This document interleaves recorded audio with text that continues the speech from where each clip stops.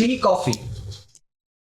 Tea coffee আমি rate দেবো around 4/10, because টি যদিও বা অনেক ক্ষেত্রে যদি সেটা গ্রিন টি হয়, ফুল অফ অ্যান্টিঅক্সিডেন্টস থাকে, সেটা আমাদের জয়েন্ট হেলথে অনেক বেটার কাজ করে।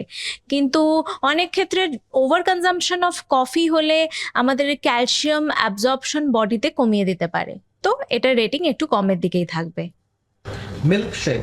মিল্কশেকে অনেক ক্ষেত্রে প্রচুর পরিমাণে সুগার থাকে, তো সেই সুগারটা আমাদের বডিতে ইনফ্লামেশন বাড়িয়ে তুলতে পারে, তো সেক্ষেত্রে মিল্কশেককে আমি রেটিং দেবো অ্যারাউন্ড 5। কিন্তু মিল্কের একটা ভালো গুণ আছে যে আমাদের বডিতে ক্যালসিয়াম লেভেলটা বাড়ায়। Butter milk. Butter milk is a very good source of calcium এবং ভিটামিন, সো এটার রেটিং আমি দেবো almost 8/10। Cold drinks, soda water.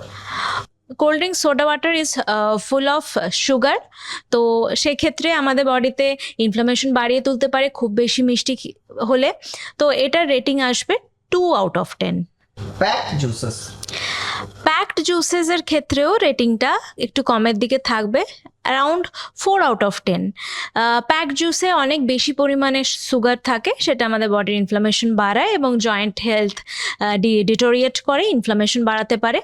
এবার সেটা যদি ফ্রেশ জুস হয়, যেমন অরেঞ্জ জুস, এই ধরনের জুসে high amount of vitamin C থাকে, that is good for our joint health.